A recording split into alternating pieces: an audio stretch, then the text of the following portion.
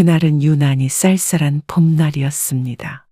종합검진을 받으러 간 남편의 전화를 받고 서둘러 병원으로 향했죠. 평소 건강하던 사람이라 큰 걱정은 하지 않았어요. 여보, 어디야? 전화기 너머로 남편의 목소리가 평소보다 낮게 들렸어요. 아직 병원이에요. 의사 선생님을 기다리고 있어요. 남편의 대답에 무언가 이상함을 느꼈습니다. 금방 갈게. 조금만 기다려. 병원에 도착하니 남편이 진료실 앞 의자에 앉아 있었어요. 제 눈을 마주치지 못한 채 바닥만 보고 있었죠. 여보, 무슨 일이야? 저도 모르게 손끝이 차가워졌습니다. 들어오세요. 의사 선생님의 목소리가 묵직하게 울렸어요. 진료실 안으로 들어서는 순간 책상 위 모니터에 비친 검사 결과지가 눈에 들어왔습니다. 의사는 조용히 자리에 앉아 우리를 바라봤어요. 많이 진행된 위암입니다. 당장 입원하셔서 수술 준비를 하셔야겠어요. 남편은 잠시 아무 말도 하지 못했어요. 저는 그저 남편의 손을 꼭 잡았죠. 멍하니 앉아 있는데 의사 선생님의 설명이 하나도 들리지 않았습니다. 여보, 아들한테 전화해. 남편의 말에 정신을 차리고 아들에게 연락했어요. 병원 로비에서 기다리는 동안 입원석을 밟고 있었습니다. 그때 복도 끝에서 아들이 뛰어오는 모습이 보였어요. 어머니, 아버지는요? 아들의 목소리가 떨렸어요. 지금 검사 좀 더 하신대. 검사를 마치고 돌아온 남편이 아들을 보더니 억지로 웃음을 지었어요. 괜찮아? 아빠 강해. 그 말을 듣자마자 아들은 고개를 숙였습니다. 눈물을 감추려는 듯 황급히 복도 끝으로 걸어가니 벽에 기대어 어깨를 떨었어요. 저는 다가가 등을 쓸어주려다 멈췄습니다. 아들의 눈빛에서 슬픔보다 다른 감정이 느껴졌기 때문이죠.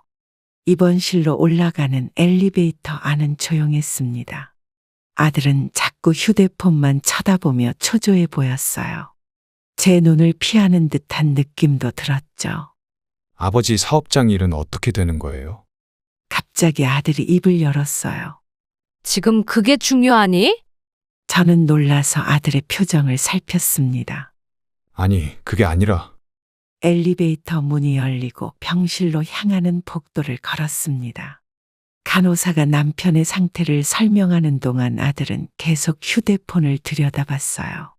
여기서 잠시만 기다리세요. 환자분 정리되면 들어가실 수 있어요. 간호사의 말에 고개를 끄덕였습니다. 병실에 도착하자마자 아들의 휴대폰이 울렸어요. 죄송합니다. 중요한 전화라서요. 아들은 밖으로 나가버렸고 저는 남편과 단둘이 병실에 남았죠. 남편이 서랍에서 장부를 꺼내보는 동안 저는 창밖만 바라보았어요. 해가 저물어 가고 있었습니다. 여보, 왜 이렇게 한숨을 쉬어? 남편의 물음에 창밖으로 시선을 돌렸어요. 아니에요. 그냥 조금 피곤해서. 혹시 아들 때문에? 남편은 저희 생각을 읽은 듯 했어요. 아니에요. 말을 채 끝내기도 전에 남편이 내 손을 꼭 잡았습니다. 항암 치료가 시작된 지 일주일째 되는 날이었습니다. 남편의 상태는 점점 나빠지고 있었어요. 밤마다 기침 소리가 병실을 채웠죠. 여보, 괜찮아요? 한밤중에 일어나 남편에게 물었어요. 괜찮아. 잠이나 더 자. 남편은 힘없는 목소리로 대답했습니다. 물이라도 드실래요? 아니, 이것부터 마저 봐야 해. 희미한 스탠드 불빛 아래에서 남편은 또 장부를 들여다보고 있었어요. 까슬까슬한 연필 소리가 정적을 깨고 간간히 한숨 소리가 나왔습니다. 아직도 이렇게나 남았네. 내일 보시죠. 지금은 좀 주무세요. 시간이 없어. 항암 치료로 머리카락이 빠지고 얼굴이 하얗게 변해가는 와중에도 그는 손에서 장부를 놓지 않았습니다. 간호사가 회진 시간을 알리러 올 때만 서랍 속에 넣어두었죠. 그때 휴대폰이 울렸어요. 화면에 아들의 이름이 떴습니다. 어머니, 오늘도 회사에 중요한 미팅이 있어서요. 벌써 일주일째야. 아버진 널 매일 찾으셔. 내일은 꼭 갈게요. 지금은 정말 급한 일이. 전화를 끊고 남편을 바라봤어요. 그는 이미 제 표정을 읽은 듯 했습니다. 또 뭐 돈데? 응, 미팅 있대. 그럴 수도 있지. 사업하는 게 쉽지 않아. 옆 침대 환자 보호자가 슬쩍 물었습니다. 아저씨, 무슨 장부를 그리 열심히 보세요? 자식 키우고 사업하다가 생긴 빚이요. 정리해 놓고 가야 해서. 그날 밤 남편이 잠든 줄 알고 장부를 치우려는데 손이 스쳤어요. 장부 귀퉁이가 젖어 있었습니다. 남편은 자는 척하고 있었지만 어깨가 미세하게 떨리는 게 보였어요. 다음 날 아침 항암 치료를 받으러 가기 전 남편이 저를 불렀습니다. 여보, 미안해. 갑자기 왜 그러세요? 당신한테 이런 짐을 지우게 해서. 얼른 나와서 같이 해결하면 되죠. 남편은 말없이 제 손을 잡았어요. 차가운 손이 미세하게 떨리고 있었습니다. 간호사가 링거를 갈러 들어왔을 때 남편은 처음으로 장부를 덮었습니다. 서랍에 넣으려는데 손에서 힘이 빠져 바닥에 떨어졌어요. 흩어진 종이를 주우면서 작은 쪽지 하나가 발견됐습니다. 낯익은 남편의 글씨체였어요. 여보 미안해요. 당신만 믿을 수 있어서 라고 적혀 있었죠. 여보, 이게 뭐예요? 쪽지를 남편에게 보여주었어요. 그냥 생각나서 적어둔 거야. 언제 이런 걸 썼어요? 며칠 전이야. 중요한 건 아니니까 신경 쓰지 마. 항암 치료 3개월 차였습니다. 의사 선생님은 더 이상의 치료가 무의미하다고 했지만 저는 매일 아침 남편의 링거병을 바라보며 기도했어요. 여보, 저기 서랍 좀 열어줘. 어디요? 저 첫 번째 서랍. 서랍을 열자 낡은 장부 밑에서 하얀 봉투가 보였어요. 그동안 보지 못했던 봉투였습니다.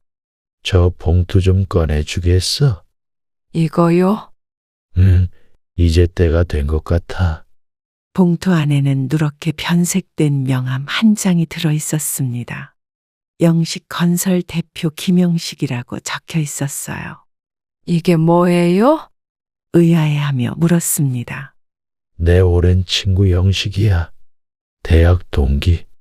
남편의 말끝이 흐려졌어요. 산소 호흡기 때문에 말하기가 힘들어 보였습니다. 그는 잠시 숨을 고르더니 다시 말을 이었어요. 만약에 경우를 대비해서 이 친구를 꼭 찾아가. 남편이 고개를 돌려 창밖을 바라봤어요. 옅은 햇살이 병실을 비추고 있었습니다. 이따금 복도를 지나가는 발자국 소리만이 정적을 깨뜨렸죠. 무슨 말씀이세요? 이제 곧 퇴원하실 건데. 남편은 제 말을 끊듯이 고개를 저었어요. 힘겹게 손을 들어 봉투를 제 손에 쥐어주었습니다. 이 친구가 요즘 잘 나가. 말을 잇지 못하고 기침을 하는 남편의 등을 두드려 주었어요. 내가 예전에 많이 도와줬어. 지금 그 친구 사장 됐다고. 간호사가 링거를 갈러 들어왔습니다. 남편은 말을 멈추고 눈을 감았어요. 피곤해 보이는 얼굴이었지만 오랜만에 편안해 보였죠. 밤이 되자 남편이 다시 저를 불렀어요. 이번에는 목소리가 조금 더 또렷했습니다. 지금은 큰 회사 사장이야. 내가 어려울 때 그 친구 보증도 서주고 사업 자금도 빌려줬지. 처음 듣는 이야기였어요. 남편은 한 번도 자신이 남을 도와준 걸 말한 적이 없었습니다. 그래서 그 친구한테 부탁했어. 당신 도와달라고. 영식 씨가요? 그래. 나 없을 때 꼭 찾아가. 그런 말씀 마세요. 곧 나으실 거잖아요. 그제야 이 봉투가 무슨 의미인지 알 것 같았어요. 남편의 마지막 부탁이었습니다. 하지만 그때는 그 말의 무게를 온전히 느끼지 못했어요. 의사가 아침 일찍 병실에 들어왔습니다. 표정이 무거웠죠. 검사 결과가 좋지 않습니다. 암이 너무 많이 전이되었어요. 그럼 어떻게 해야 하나요? 더 이상의 치료는 무의미할 것 같습니다. 편안하게 계실 수 있도록 통증 관리에 집중하는 게 좋겠어요. 남편은 이미 예상했던 듯 담담하게 의사의 말을 들었습니다. 저는 병실 밖으로 나와 화장실에서 한참을 울었어요. 여보, 괜찮아? 병실로 돌아오자 남편이 물었습니다. 네, 괜찮아요. 선생님이 뭘 하셨어요? 알잖아. 이제 시간이 얼마 안 남았대. 침대 옆에 앉아 남편의 손을 잡았어요. 그의 손은 차갑고 마르고 약해져 있었습니다. 저 혼자 어떻게 살아요? 참았던 눈물이 결국 흘러내렸어요. 그래서 영식이한테 부탁한 거야. 당신 혼자 두고 가기가 너무 미안해서. 남편의 말에 더 이상 눈물을 참을 수 없었습니다. 그는 제 손을 꼭 쥐었어요. 이 봉투 꼭 간직하고 있다가 내가 없으면 영식이 찾아가. 알았지? 네, 알았어요. 창밖으로 저녁 노을이 들어왔어요. 붉은 빛 속에서 남편은 겨우 베개에 기대 놓은 채 천장을 바라보고 있었습니다. 내가 잘할게요. 걱정 마세요. 남편의 눈가에서 눈물이 흘러내렸어요. 저는 그의 손을 꼭 잡았습니다. 이제는 제가 그 무거운 숫자들을 감당해야 할 차례였어요. 일주일 후 밤새 병실에서 남편을 지키다 새벽녘에 잠깐 잠이 들었습니다. 따뜻한 손길에 깨어보니 간호사가 제 어깨를 흔들고 있었어요. 부인, 일어나세요. 남편분이. 그렇게 남편은 조용히 떠났습니다. 마지막 순간에도 영식 씨의 명함이 든 봉투를 꼭 쥐고 있었어요. 장례식장 안내 데스크에서 빈소 번호를 받았습니다. 복도를 걸어가는데 뒤에서 아들과 며느리의 말다툼이 들렸어요. 발걸음을 멈추고 귀를 기울였죠. 이제 어떡할 거야? 아버님 빚이 얼마나 되는지는 알아? 며느리의 목소리가 날카로웠습니다. 나도 모르는 일이야. 아들은 최대한 작은 소리로 대답했어요. 어머니한테 여쭤봐요. 저는 발걸음을 멈추었습니다. 뒤돌아보니 아들 내외는 복도 끝에서 서로 마주보고 있었어요. 한숨 소리가 여기까지 들렸죠. 아들아, 저도 모르게 불러버렸습니다. 아들은 고개를 숙였고 며느리는 얼른 화장실 쪽으로 발걸음을 옮겼어요. 빈소 앞에 도착하자 문상객들이 한둘씩 모여들기 시작했습니다. 삼가 고인의 명복을 빕니다. 남편의 회사 동료들이 절을 올리며 말했어요. 정신없이 큰절을 받고 있는데 제사상 앞에서 아들이 전화를 받는 소리가 들렸습니다. 작은 목소리로 대화하는 내용이 들려왔어요. 네, 은행장님. 아버님께서 남기신 채무 관련해서 말씀드릴 게 있는데요. 저도 모르게 영정 사진을 바라보았습니다. 늘 자신감 넘치던 남편의 모습이 액자 속에서 저를 바라보고 있었어요. 장례식장 특유의 향이 코를 찔렀죠. 장례 이틀째 주 대기실에서 아들 내외의 다툼이 다시 시작됐습니다. 차 타임에 잠깐 나왔다가 들은 건데 다들 듣지 않게 조용히 이야기하려고 애쓰는 모습이었어요. 어머님께 여쭤보자니까. 며느리가 다시 강하게 말했습니다. 내가 물어볼게. 아들은 한숨을 내쉬었어요. 어머님, 아버님이 남기신 빚이 얼마나 되나요? 방금 전까지 조문객 앞에서 울던 며느리의 목소리가 갑자기 날카로워졌습니다. 불편한 침묵이 흘렀어요. 지금 물어볼 때니? 그들의 대화를 더는 듣고 싶지 않아 말했습니다. 언제 물어보겠어요? 나중에 채권자들이 들이닥치면 그때 얘기할까요? 저는 영정 사진만 바라보았습니다. 돈 이야기가 오가는 동안 남편의 미소가 쓸쓸해 보였어요. 장례식장 밖에서는 늦가을 비가 내리고 있었죠. 밤이 늦어지자 문상객이 줄어들었습니다. 빈소에는 저와 아들, 며느리만 남았어요. 아들이 조심스레 입을 열었습니다. 어머니, 아버지가 남기신 통장이나 장부는 어디 있어요? 그건 내가 알아볼게.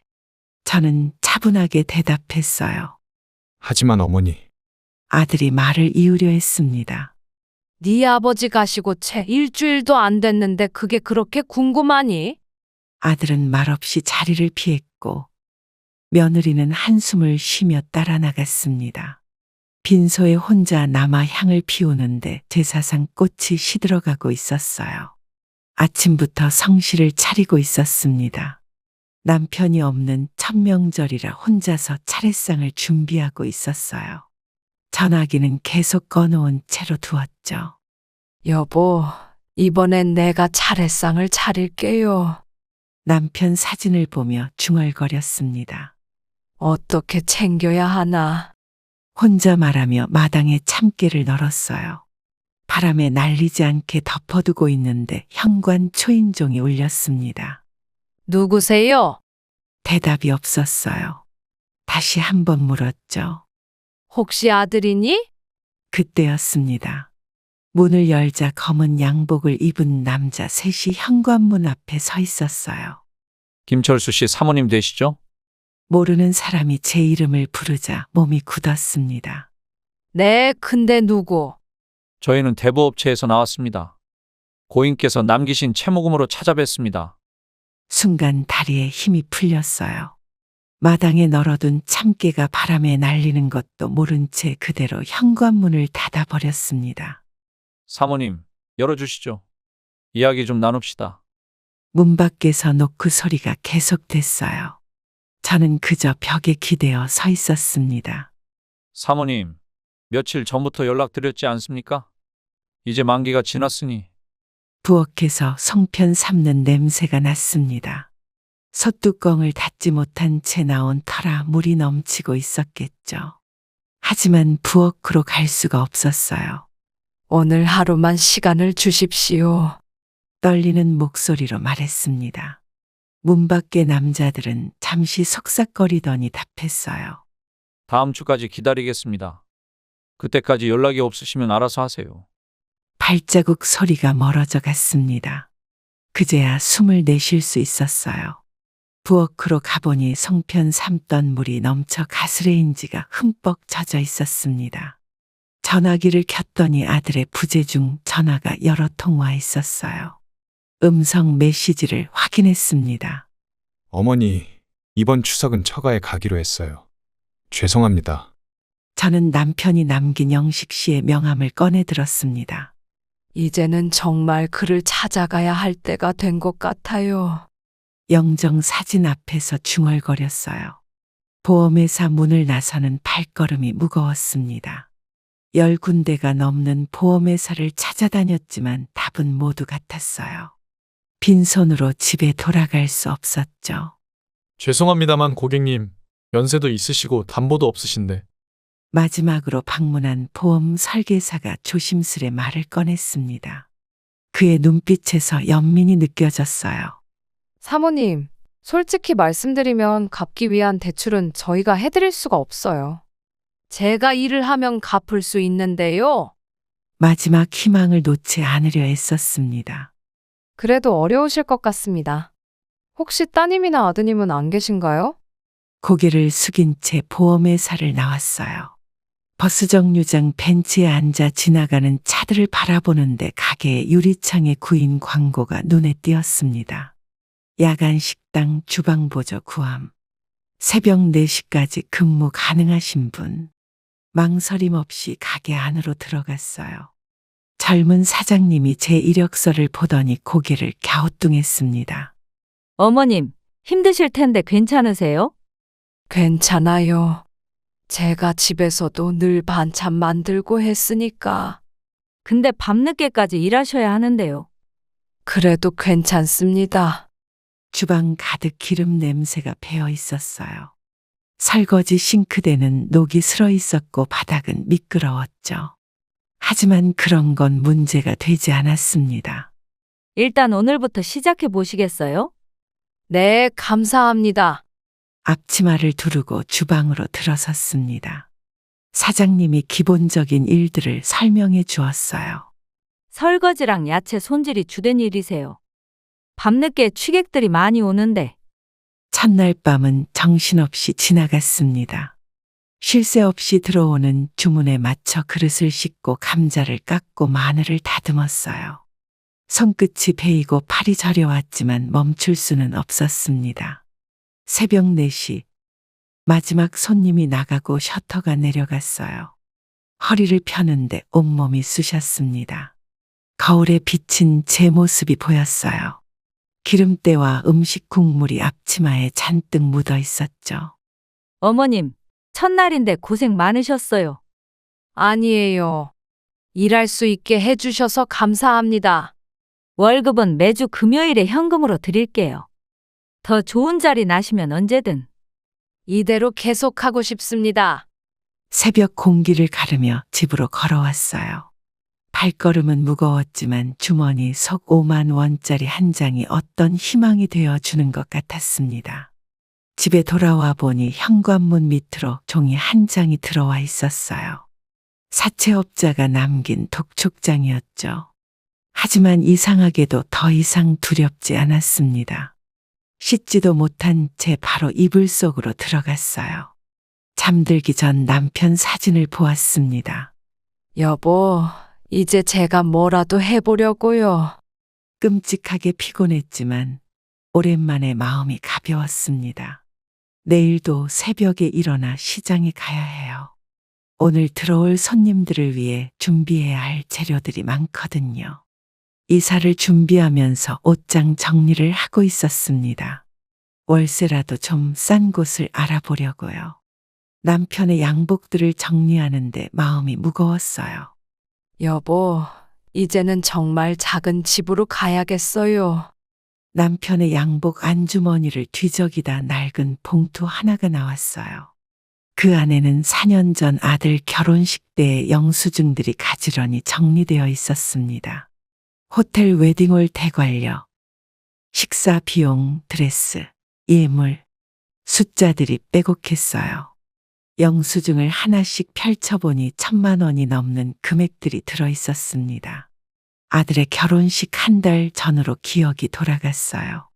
저희 집 거실에서 있었던 대화가 선명하게 떠올랐습니다. 아버지, 저희 친구들은 다 호텔에서 결혼해요. 아들이 말했었죠. 그래? 근데 비용이 많이 들 텐데. 남편은 걱정스러운 얼굴이었어요. 네, 인생에 한 번뿐인 결혼식인데. 그리고 예물도 다른 집들은 기본이에요. 며느리가 덧붙였죠. 대화가 오갈 때마다 남편은 조용히 사무실로 향했습니다. 이제 보니 그때마다 사채를 알아보러 다녔던 거예요. 영수증을 한 장 한 장 넘기는데 웨딩홀 계약금 영수증 뒷면에 남편 글씨체가 보였습니다.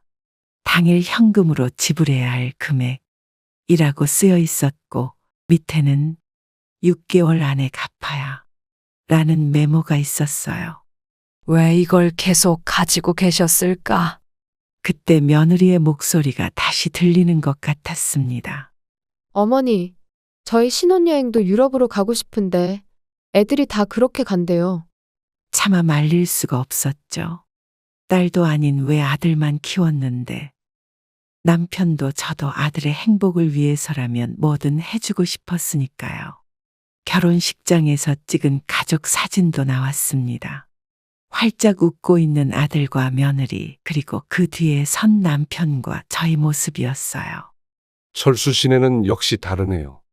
아들 하나라도 정말 잘 키우셨어요. 하객들이 부러워했죠. 그러면서 며느리 친구들이 수군거리던 말도 들려왔어요. 부모님이 진짜 잘해주시네. 신부한테 준 예물 봤어? 정말 대단하시다. 예물 가게의 영수증 밑에는 작은 쪽지가 있었어요. 남편이 적어둔 메모였습니다. 빚 상환 계획 6개월 안에 갚아야. 그제서야 알겠어요. 왜 남편이 이 영수증들을 버리지 못하고 모아두었는지. 빚을 갚아 나가면서 하나씩 정리하려고 했나 봅니다. 결혼식 날 아침 아들이 했던 말이 떠올랐어요. 아버지, 다른 친구들도 다 이 정도는 받았어요. 그때 남편은 그저 웃으며 고개를 끄덕였습니다. 이제 보니 그 미소에 얼마나 큰 걱정이 숨어 있었을까요? 영수증들을 다시 봉투에 넣으려는데 한 장이 바닥에 떨어졌어요. 결혼식 당일 웨딩카드여 영수증이었습니다. 고급 수입차. 아들이 고집했던 차였어요. 영수증들을 쓰레기통에 버리려다가 다시 봉투에 넣어 장롱 깊숙이 넣었어요.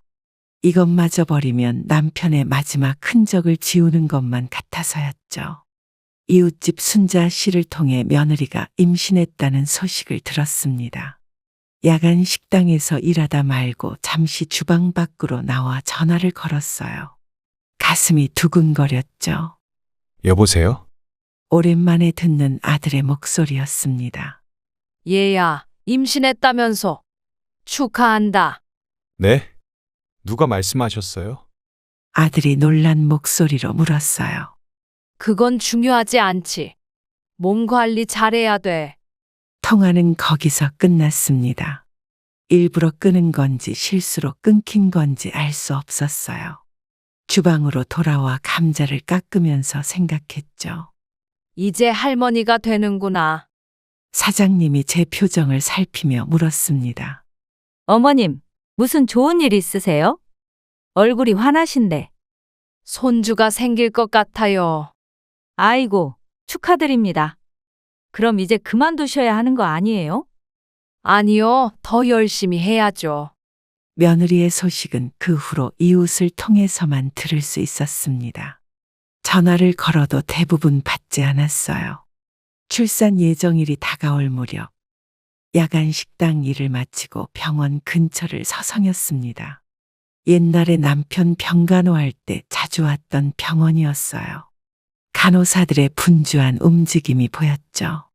저기, 오늘 입원한 김지영 씨 좀 알 수 있을까요?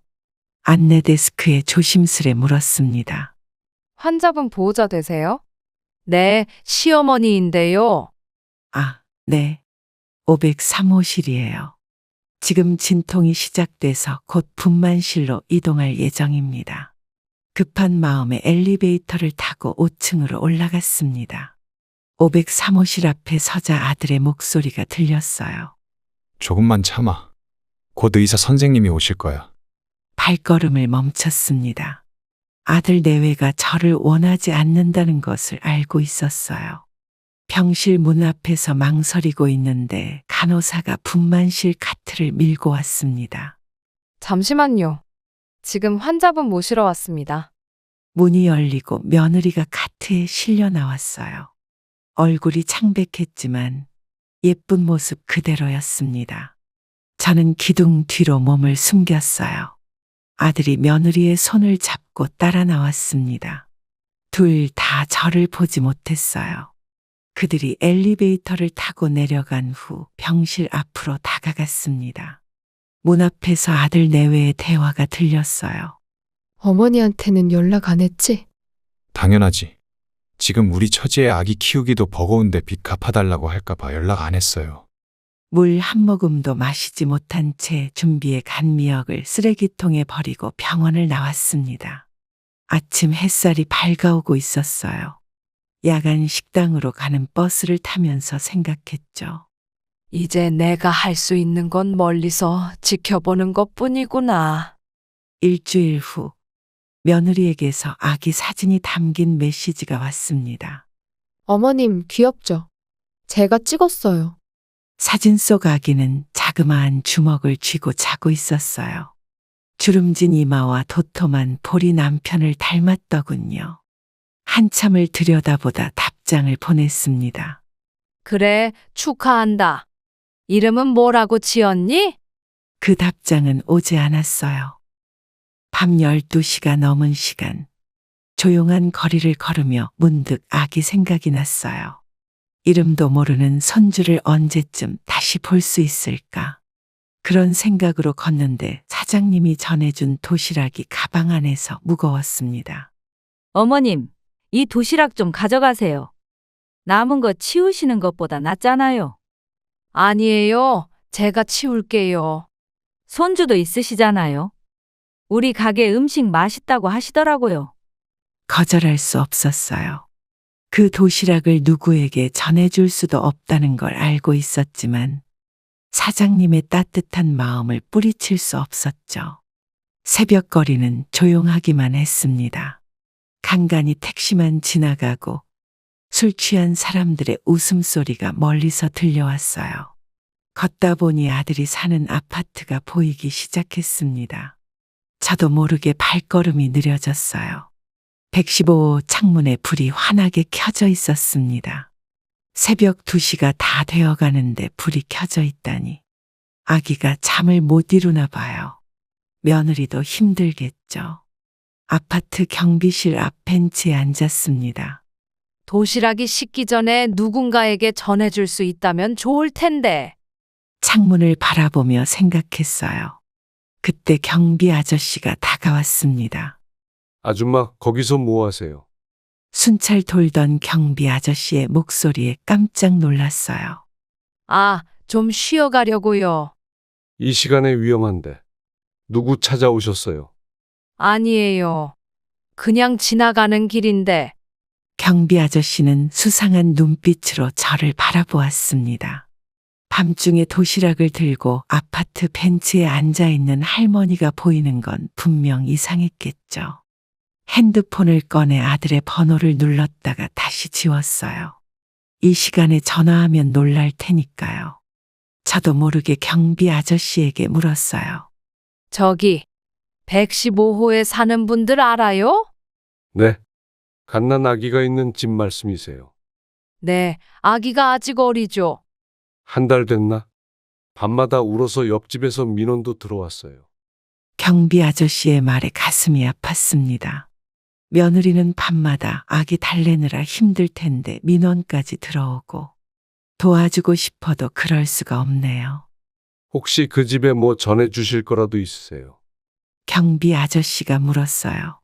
아니에요. 그냥 가볼게요. 영식 건설 본사 건물 앞에서 한참을 서성였습니다. 남편이 남긴 명함을 수십 번 만지작거리다 마침내 용기를 내어 안내 데스크로 향했어요. 건물은 화려했고 로비에는 정장을 입은 직원들이 분주하게 오갔습니다. 김영식 사장님 찾아왔습니다. 목소리가 떨렸지만 또렷하게 말했어요. 약속 잡으셨나요? 안내 데스크 직원이 공손하게 물었습니다. 아니요. 고인이 된 남편 친구라고 전해주시면. 안내 데스크 직원이 잠시 통화를 하더니 저를 15층으로 안내했어요. 엘리베이터를 타는 동안 다리가 후들거렸습니다. 거울에 비친 제 모습은 초라해 보였고 야간 식당에서 일한 흔적이 얼굴에 그대로 남아 있었죠. 이제 와서 이런 부탁을 해도 되는 걸까? 마음속으로 되뇌었어요. 15층에 도착하자 비서가 차를 건네며 말했습니다. 넓은 사무실은 고급스러웠고 창밖으로는 도시 전경이 한눈에 보였어요. 사장님께서 잠시만 기다려 달라고 하셨어요. 그 순간 안쪽 문이 벌컥 열렸어요. 예순을 넘어 보이는 사내가 급하게 뛰어나왔습니다. 눈가에 깊은 주름이 있었지만 정장 차림이 단정했어요. 형수님이세요? 영식 씨는 제 손을 잡고 물었습니다. 네, 안녕하세요. 이렇게 갑자기 찾아와서 죄송해요. 어쩐지 요즘 들어 자꾸 형님 생각이 나더라니. 이렇게 찾아오실 줄이야. 영식 씨는 제 손을 잡고 눈물을 흘렸어요. 첫 만남부터 이렇게 울어버리니 저도 당황스러웠습니다. 그의 눈빛에서 진심이 느껴졌죠. 형수님, 제가 지금 가진 건 다 형님 덕분입니다. 비서는 조용히 밖으로 나갔고 영식 씨는 저를 안쪽 응접실로 안내했어요. 벽면에는 건설 현장 사진들이 가득했습니다. 그 중에는 남편과 함께 찍은 옛날 사진도 있었어요. 형님이 제 인생의 은인이세요. 30년 전이었죠. 제가 부도 위기에 몰렸을 때 형님이 전 재산을 담보로 해주셨어요. 처음 듣는 이야기였어요. 남편은 한 번도 이런 말을 하지 않았습니다. 항상 묵묵히 자신의 일만 했었죠. 그것뿐만이 아니에요. 제가 재기할 수 있도록 일감도 소개해 주시고, 형님이 아니었다면 저는 진작에 망했을 거예요. 영식 씨는 책상 서랍에서 낡은 수첩을 꺼냈어요. 시간이 흘러도 정성스레 보관한 흔적이 역력했습니다. 이거 보세요. 형님이 해주신 것들 하나하나 다 적어뒀어요. 수첩을 펼치자 남편의 글씨체가 보였어요. 공사 도면과 메모들이 빼곡했습니다. 오랜 세월이 고스란히 담겨 있었죠. 형님 마지막으로 뵌 게 3년 전이었는데 그때 절 부르시더니 형수님 부탁한다고. 영식 씨의 목소리가 떨렸어요. 저는 조용히 가방에서 봉투를 꺼냈습니다. 남편이 이거 전해주라고 했어요. 손이 떨렸지만 봉투를 내밀었어요. 영식 씨가 소개해준 상가 건물 앞에 섰습니다. 바쁘게 오가는 사람들 사이에서 작은 가게들이 즐비했죠. 여기가 그 자리예요. 영식 씨가 작은 철문 앞에서 열쇠를 꺼냈습니다. 영식 씨, 이런 자리까지 구해주시고 정말 감사해요. 형수님, 걱정 마세요. 이 건물 제가 지은 거예요. 임대료는 천천히 내셔도 되고요. 상가 문을 열자 퀴퀴한 냄새가 났어요. 오랫동안 비어있던 공간이었지만 제 눈에는 희망이 보이는 것 같았습니다. 먼지 쌓인 바닥과 낡은 선반들 그리고 구석에 쌓인 상자들이 눈에 들어왔어요. 야간 식당에서 배운 음식 솜씨로 반찬 가게를 해보면 어떻겠냐는 생각이 들었어요. 영식 씨가 창문을 열며 말했습니다. 반찬 가게요? 처음 들어보는 제안에 놀랐어요. 네, 요즘 맞벌이 가정이 많아서 반찬 가게가 잘 된다고 하더라고요. 지하 상가 안으로 들어섰습니다. 비어있는 점포 안은 어둡고 칙칙했지만 제 눈에는 새로운 시작이 보였어요. 얼마 전까지 야간 식당에서 일하던 제가 이제는 제 가게를 갖게 된다니 믿기지 않았습니다. 형수님 반찬 솜씨가 좋다고 들었어요. 영식 씨가 말했어요. 누구한테요? 형님이요. 늘 자랑하셨어요. 그리고 혹시 우리 직원들 점심 도시락도 맡아주시면 좋겠는데. 정말요? 네, 처음엔 10명 정도부터 시작하시죠. 가게 천장에 전등을 켜자 먼지가 훅 내려왔습니다. 쓸고 닦아야 할 게 많아 보였어요. 벽지도 교체해야 하고 바닥도 새로 시공해야 할 것 같았습니다. 수리는 제가 다 해드릴게요. 형수님은 반찬 준비만 하세요. 영식 씨의 말에 코끝이 찡해졌어요. 남편이 이 사람을 도왔다고 했는데 그 은혜를 이렇게 갚아주다니. 마음이 따뜻해졌습니다. 일주일 후 드디어 가게 문을 열었습니다. 인내 반찬이라고 쓴 간판도 달았어요. 진열대에는 제가 만든 반찬들을 차곡차곡 놓았죠. 김치, 장조림, 멸치볶음 등 야간 식당에서 배운 솜씨를 살려 밤새 준비했습니다. 어머, 이 김치 좀 봐. 색깔이 예쁘네. 지나가던 아주머니가 들어오셨어요. 처음 오셨네요. 구경하세요. 첫 손님의 가슴이 뛰었습니다. 얼마예요, 이거? 아주머니가 김치를 가리키며 물었어요. 10,000원이에요. 이렇게 푸짐하게 담아주시고 10,000원이요? 처음이라 서비스 좀 드렸어요. 그날 첫 매출은 10,000원이었습니다. 김치와 멸치볶음 2개가 팔렸어요. 영식 씨 회사 도시락 10개를 빼면 손님이라곤 그 아주머니 한 분뿐이었죠. 그래도 기분이 좋았습니다. 반찬 가게가 자리를 잡아가던 중 뜻밖의 손님이 찾아왔습니다.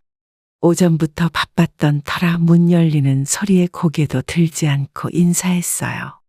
김장철이라 주문이 밀려 있었거든요. 어서 오세요. 어머니, 익숙한 목소리에 고개를 들었습니다. 며느리였어요. 여전히 예쁘장한 얼굴이었지만 전보다 훨씬 야위어 보였습니다. 마른 입술을 물고 서 있는 모습이 어색해 보였어요. 어쩐 일이니? 김치통을 내려놓으며 물었습니다. 장사가 잘 되시나 봐요. 며느리는 진열대를 둘러보며 천천히 가게 안으로 들어왔어요. 손님들이 드나드는 틈을 노린 듯 했습니다. 그녀의 눈빛이 불안해 보였어요. 무슨 일이 있구나 싶었죠. 그래, 요즘은 좀 나아졌어. 평소보다 더 냉정하게 말이 나왔어요. 저희가 사업 자금이 필요해서요. 역시 돈 때문이었습니다. 손에 들고 있던 김치통을 진열대에 내려놓았어요. 숨이 턱 막히는 느낌이었지만 표정 관리를 했습니다. 몇 달 전까지만 해도 이런 상황이 올까봐 두려워했는데 막상 닥치니 마음이 차분해졌어요. 어머니, 저희가 그동안 잘못했습니다. 처음 듣는 사과의 말이었지만 왠지 마음에 와닿지 않았습니다. 김치 국물이 앞치마에 묻어 있는 걸 보고 있는데 며느리가 다시 말을 이었어요. 2천만 원만 빌려주세요. 꼭 갚을게요. 갑자기 다짜고짜 빌려달라고? 놀라서 되물었습니다. 어머니도 이제 장사가 잘 되시잖아요. 진열대 위 반찬들이 눈에 들어왔어요. 새벽부터 일어나 하나하나 정성 들여 만든 것들이었죠. 야간 식당에서 배운 솜씨로 시작해 이제는 단골도 생기기 시작했어요. 며느리는 제 침묵을 무겁게 받아들였나 봅니다.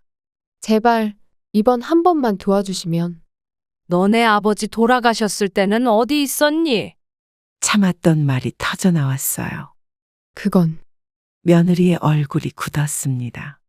병원비 걱정할 때는, 장례 치를 때는 어디 있었어? 손님이 들어오셨습니다. 며느리는 급히 구석으로 물러났어요.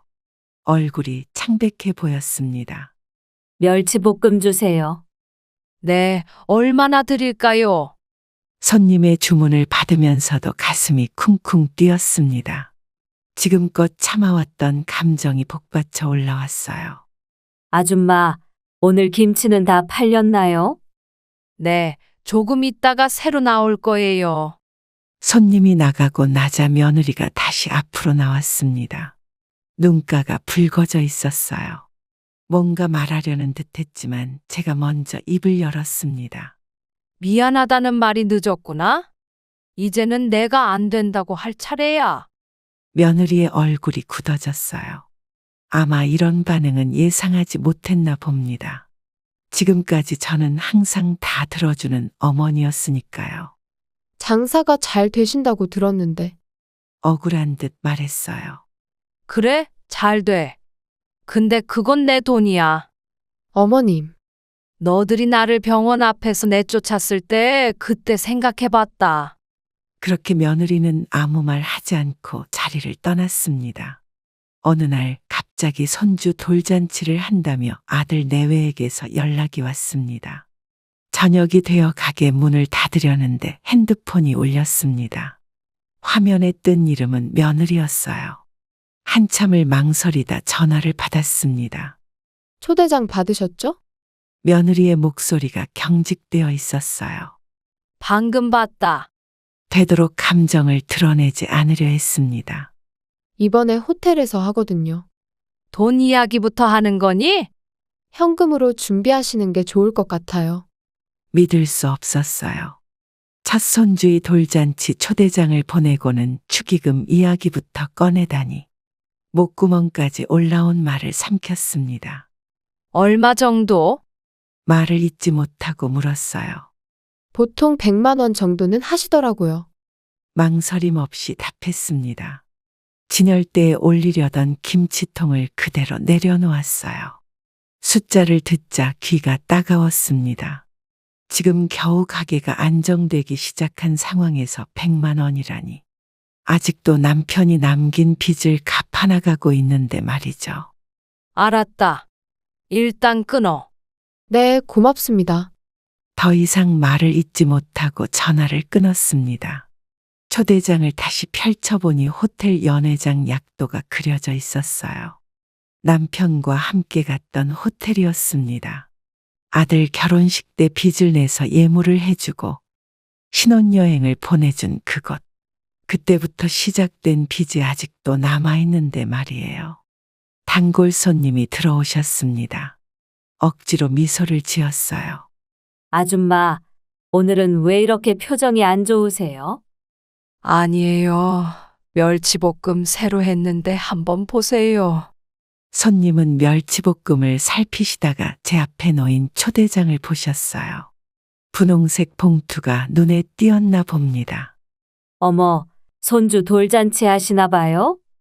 네, 근데 목소리가 떨려 말을 잇지 못했습니다. 왜 이렇게 기운이 없으세요? 기쁜 일이잖아요. 그렇게 말하는 손님에게 대충 둘러대고 주방으로 들어왔습니다. 아침부터 삶아둔 콩나물을 무치면서 생각에 잠겼어요. 손주의 첫 돌이라.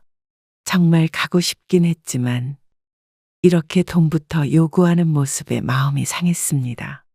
밤이 되자 답장 문자를 보냈어요. 미안하다. 못 가겠구나. 며느리의 답장은 바로 왔습니다. 그럼 답례품만 보내주세요. 그 문자를 읽는 순간 마음이 싸늘해졌습니다.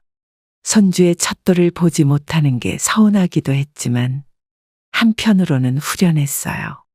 이제는 더 이상 돈 봉투를 들고 쪼그리고 앉아 아들 내외의 눈치를 볼 필요가 없다는 생각에 말이죠.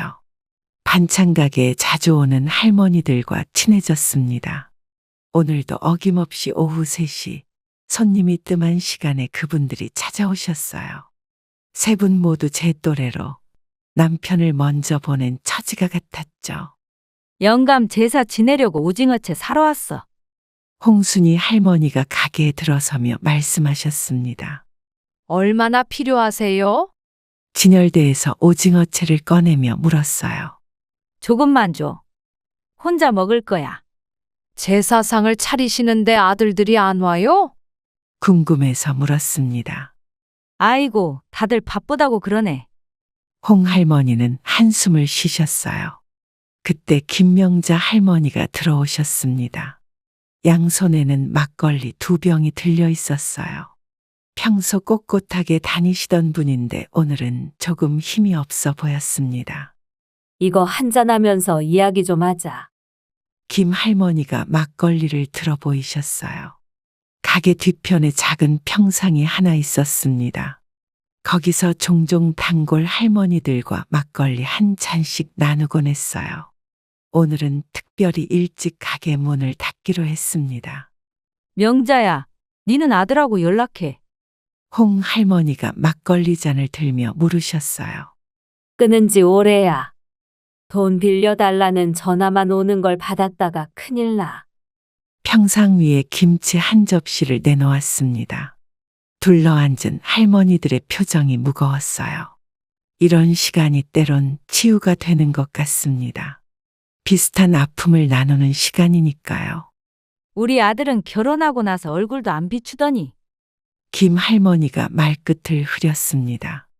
그때 정옥순 할머니가 오셨어요. 평소에는 늘 깔끔하게 차려 입으시던 분인데 오늘은 머리도 못 빗으신 것 같았어요. 정수가 무슨 일이 있었어? 제가 걱정스레 물었습니다. 며느리가 이혼한다네. 손주를 데리고 나가버렸어. 할머니들은 한동안 아무 말도 하지 않았습니다. 막걸리 잠만 돌았어요. 이런 침묵이 때로는 위로가 됩니다. 다들 비슷한 상처를 안고 살아가고 있으니까요. 사장님은 어떠세요? 정 할머니가 조심스레 물으셨어요. 저야 뭐 반찬 파는 재미로 살죠. 아들 소식은 없고? 고개를 젓자 할머니들이 다들 아시는 듯 말씀하셨어요. 그들의 눈빛에서 공감이 느껴졌습니다. 내 아픔을 이해해주는 사람들이 생겼다는 것. 그게 얼마나 위로가 되는지요. 우리가 다 거기서 거기지. 자식 키워봤자야. 막걸리가 한 병 비워질 때쯤 이야기는 더 깊어졌습니다. 물기 어린 눈으로 서로의 이야기를 경청했어요. 한숨과 웃음이 교차하는 시간이었죠. 나는 말이야, 이제 자식 생각 안 해. 홍 할머니가 단호하게 말씀하셨어요. 내가 버는 돈 내가 쓰고 살래. 맞아. 나도 그래. 할머니들의 이야기를 들으며 저도 고개를 끄덕였습니다. 우리는 모두 비슷한 아픔을 안고 있는 거였군요. 이제야 알겠어요. 혼자가 아니라는 것을, 더 이상 외롭지 않다는 것을. 사장님, 우리가 이제 새로운 가족이에요. 김 할머니의 말씀에 다들 웃음이 나왔습니다. 쓴웃음 같기도 하고 진짜 웃음 같기도 했어요. 하지만 분명한 건 그 웃음에 진심이 담겨 있다는 것이었습니다. 그나저나 우리 딸내미가 말이야. 새로운 이야기가 시작되었습니다. 오늘도 할머니들의 수다는 끝이 없었어요. 새벽 시간에 아들에게서 전화가 왔습니다. 반찬 가게 준비로 분주한 아침이었는데 갑자기 걸려온 전화에 놀랐어요. 아들이 제게 전화를 하는 일은 거의 없었거든요. 여보세요? 불안한 마음으로 전화를 받았습니다. 어머니, 가게에 계시죠? 지금 가게로 가고 있어요. 아들의 목소리가 급했어요. 이 시간에? 무슨 일이니? 잠깐 할 말이 있어서요. 곧 도착할 거예요. 전화가 끊겼습니다. 마늘을 다지다 말고 창밖을 내다보았어요. 아직 똥이 트기 전이었죠. 이런 시간에 아들이 오겠다는 건 분명 돈 때문일 거예요. 마음이 무거워졌습니다. 30분쯤 지났을까 가게 문이 열렸어요. 아들과 며느리가 함께 들어왔습니다. 둘 다 초조해 보였어요. 며느리는 저와 눈을 마주치지 못했죠. 어머니, 안녕하세요. 아들이 인사를 건넸어요. 얘들아, 이 시간에 웬일이니? 평소처럼 담담하게 물었습니다. 장사가 잘 되시나 봐요. 아들이 진열대를 둘러보며 말했어요. 반찬 준비하느라 정신이 없었지만 괜히 칼질 속도를 늦추며 대답했습니다. 아들의 얼굴에는 어떤 계획이 있다는 표정이 역력했어요. 그저 그래. 저희가 왜 왔는지 아시죠? 아들이 조심스레 말을 꺼냈어요. 저는 도마 위에 마늘을 계속 다졌습니다. 이런 상황이 또 올 것이라고 예상은 했지만 막상 닥치니 마음이 복잡했어요. 사업 자금이 좀 필요해서. 아들이 말끝을 흐렸습니다. 얼마나? 5천만 원만 빌려주세요. 지난번 며느리가 찾아왔을 때는 2천만 원이었는데 이제는 5천만 원이라니. 액수가 점점 커지고 있었습니다. 믿을 수 없는 금액이었어요. 어머니, 이번이 마지막 기회예요. 아들이 간절하게 말했습니다. 마지막이라고? 비웃음이 나왔어요. 네. 이번에 잘 되면 어머니 돈 다 갚을 수 있어요. 며느리의 말에 웃음이 나왔습니다. 예전에도 똑같은 말을 했었죠. 그때마다 돈만 까먹고 아무것도 남지 않았어요. 안 된다. 이제는 안 돼. 단호하게 말했습니다. 아들이 한 발짝 다가왔어요. 표정이 급해 보였죠. 어머니, 제발요. 이번만. 이제 나도 너희들처럼 할 거야. 며느리가 가방에서 서류 봉투를 꺼냈어요. 손이 떨리는 게 보였습니다. 어머니, 이거 보세요. 이번에는 확실한. 나가. 여기서 나가라고. 영식 씨가 소개해준 변호사 사무실로 향했습니다. 서류 가방 안에는 남편이 남긴 장부들이 가득했어요. 지하철을 타고 가는 내내 가방만 꼭 쥐고 있었죠. 이제는 정말 이 짐을 내려놓고 싶었습니다. 김철수님 유가족 되시나요? 변호사가 제게 물었어요. 네, 제가 아내입니다. 조심스럽게 대답했습니다. 변호사는 장부를 하나하나 펼쳐보며 고개를 끄덕였어요. 남편이 꼼꼼하게 정리해 놓은 모든 기록들을 살펴보는 동안 저는 긴장된 마음으로 기다렸습니다. 생각보다 정리가 잘 되어 있네요. 이자 계산도 다 되어 있고. 남편이 꼼꼼한 사람이었어요. 책상 위에 놓인 서류들을 하나씩 정리하면서 변호사가 설명을 이어갔어요. 말 한마디 한마디에 집중했습니다. 이건 제 새 삶을 위한 중요한 순간이니까요. 사채업자들이 불법으로 이자를 받아간 부분이 있어요. 이걸 바로 잡으면, 정말 해결될까요? 네, 영식 씨가 증인을 서 주시기로 했고, 사모님도 이제 안정적인 수입이 있으시니. 창밖으로 늦가을 햇살이 비쳤습니다. 사무실 벽에 걸린 시계가 11시를 가리키고 있었어요. 시간이 이렇게 빨리 흘렀나 싶었죠. 저기, 혹시 네, 말씀하세요. 이거 다 정리되면 제 통장에서 자동 이체되는 돈들도 멈추나요? 매달 통장에서 빠져나가는 돈들이 생각나서 물었습니다. 남편이 돌아가신 후 지금까지 계속해서 빠져나가는 돈 때문에 한 달 살기가 너무 빠듯했거든요. 변호사가 따뜻한 미소를 지었습니다. 처음으로 희망의 메시지를 들은 것 같았어요. 네, 더 이상 이체는 없어요. 이제는 원금만 천천히 갚으시면 됩니다. 그 말을 듣는 순간 눈물이 났어요. 얼마나 많은 밤을 통장 잔고와 씨름하며 보냈는지 끝없는 이자에 파묻혀 살아왔던 날들이 떠올랐습니다.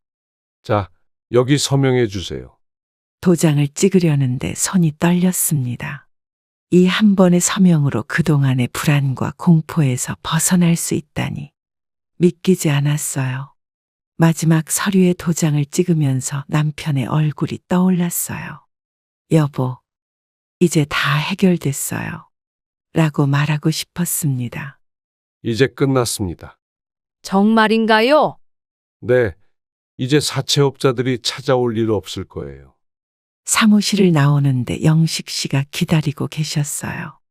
그분은 멀리서 저를 보자마자 달려와 반갑게 인사했습니다. 형수님, 잘 됐죠? 영식 씨, 정말 감사해요. 정말로. 형님이 보시면 좋아하실 텐데. 미용실 원장님이 급하게 반찬 가게로 들어오셨습니다. 평소와는 다른 표정이었어요. 눈가에 긴장감이 서려 있었고 숨도 가쁜 것 같았습니다. 무슨 일인지 직감적으로 느껴졌어요. 언니, 혹시 아들 소식 들으셨어요? 원장님이 다급하게 물으셨습니다. 무슨 일인데요? 우리 가게에 온 손님이 얘기하던데. 채권자들이 아들 회사 앞에서 고성을 지르고 있대. 가슴이 철렁했습니다. 오전부터 불안했던 게 이런 조짐이었나 봐요. 저기 혹시 어느 정도? 목소리가 떨렸습니다. 3억 정도라던데. 숨이 막혔습니다. 3억이라니. 그동안 아들이 무슨 짓을 한 걸까요? 도시락을 건네고 주방으로 들어왔습니다. 전화기를 보니 부재 중 전화가 여러 통 있었어요. 모두 모르는 번호였어요. 손이 떨려 전화를 걸 수도 없었습니다. 어떻게 해야 할지 막막했어요. 밤새 잠을 이루지 못했습니다. 천장만 바라보며 생각했어요. 내가 도와주지 않으면 아들은 어떻게 될까? 그렇다고 이제 겨우 안정된 제 삶을 다시 위험에 빠뜨릴 수는 없었습니다. 복잡한 생각으로 밤을 지새우던 중 새벽에 문자가 왔어요. 어제 밤에 아들이 술에 많이 취해서 가게 앞에서 한참 서성이더니. 동네 슈퍼 주인의 메시지였습니다. 글자 하나하나가 제 가슴을 찔렀어요. 아들의 모습이 눈앞에 그려졌습니다. 그때 전화벨이 울렸어요. 김철수 님 어머님 되십니까? 낯선 목소리였습니다. 네, 맞습니다. 누구시죠? 경찰서입니다. 아드님이 지금 경찰서에 계신데요. 무슨 일이 있었나요? 술에 취해 소란을 피우셨다고. 서둘러 옷을 챙겨 입었습니다. 새벽 5시. 아직 어둠이 가시지 않은 시간이었어요. 택시를 잡아 타고 경찰서로 향했습니다. 차창 밖으로 보이는 새벽거리가 쓸쓸했어요. 경찰서에 도착해 취조실로 안내받았습니다. 아들은 구석에 웅크리고 앉아 있었어요. 술 냄새가 진동했고 꼬질꼬질한 옷차림이 제 마음을 아프게 했습니다. 아들아, 불렀지만 그는 고개를 들지 않았어요. 어머니, 이게 무슨 꼴이니? 제 목소리가 떨렸습니다. 죄송해요. 다 제가 잘못했어요. 아들의 어깨가 떨렸어요. 경찰서를 나오는데 해가 뜨기 시작했습니다. 아들을 부축한 채 택시를 잡았어요. 그의 몸에선 술 냄새가 진동했고 얼굴은 피곤함과 절망으로 가득했습니다. 집에 가자. 아들은 창밖만 바라보았습니다. 택시를 타고 가면서 아들의 이야기를 들었어요. 무리한 사업 확장, 잘못된 투자, 거래처의 부도, 모든 게 한꺼번에 무너져 버린 거였죠. 마치 도미노처럼 쓰러져 내리는 모습이 보이는 듯 했습니다. 며느리는 어디 있니? 조심스럽게 물었어요. 어제부터 연락이 안 돼요. 집에도 안 들어왔어요. 아들의 목소리가 떨렸습니다. 두고 간 짐은 없었고? 아니요. 옷들하고 귀중품 다 들고 갔어요. 말을 잇지 못하고 고개를 숙였어요. 집 앞에 내려주려는데 아들이 말했습니다. 그의 눈에는 두려움이 가득했어요. 어머니, 저 집에 가기 무서워요. 그 말을 듣는 순간 가슴이 아팠습니다. 예전에 제가 사채업자들 때문에 집 앞에서 떨던 기억이 났어요. 그 무서움을 이제 아들이 느끼고 있다니 슬프고 애잔했습니다. 우리 집에서 하룻밤 자고 가. 제안했어요. 아들은 아무 말 없이 고개를 끄덕였습니다. 집으로 들어와 라면을 끓여주는데 아들이 갑자기 울음을 터뜨렸어요.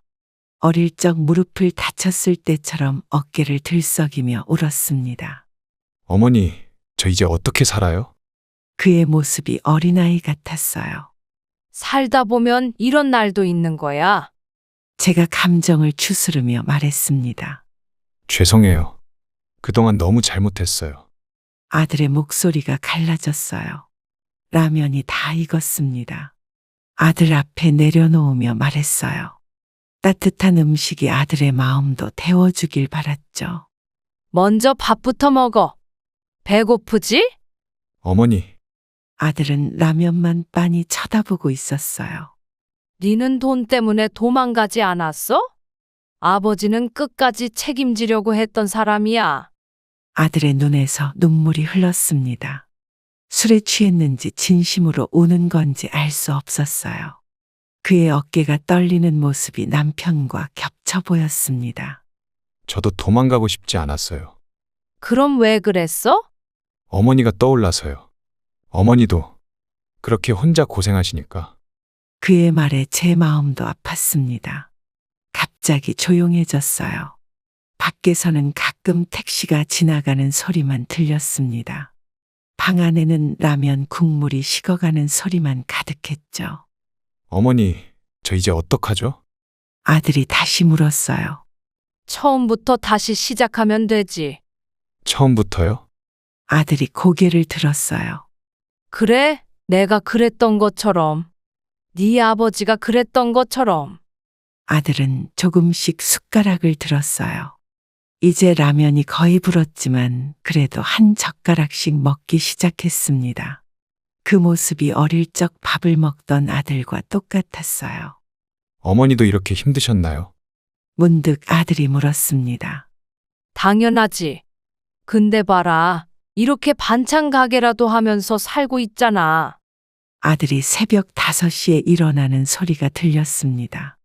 지난 며칠간 술에 취해 늦잠 자던 아이가 이른 아침에 움직이는 소리에 침대에서 벌떡 일어났어요. 바깥에서 현관문 열리는 소리가 들려왔죠. 어디가? 부엌으로 급하게 나가 물었습니다. 기술학원이요. 6시 수업이에요. 아들은 구겨진 셔츠를 정리하며 대답했어요. 이 시간에? 무슨 학원? 의아한 마음에 물었습니다. 오늘부터 용접 배우러 가요. 아들의 말에 놀라워 그를 빤히 쳐다보았어요. 며칠 전까지만 해도 삶의 의욕을 잃은 듯 했는데 갑작스러운 변화였습니다. 부엌 식탁에 놓인 수첩이 눈에 들어왔어요. 뭐 적고 있었어? 그 수첩을 가리키며 물었습니다. 수업 일정이랑 준비물 목록이에요. 아들이 수첩을 집어 가방에 넣었어요. 학원비는? 제가 알아서 할게요. 지난 일주일간 아들은 반찬 가게에서 배달과 심부름을 했어요. 처음엔 어색해하더니 이제는 손님들과도 인사를 나누게 되었죠. 배달 가방을 들고 다니는 모습이 어색해 보였지만 그래도 열심히 하는 모습이 대견했습니다. 아침 먹고 가. 아니요, 늦을 것 같아요. 아들은 현관으로 향했습니다. 이건 가져가.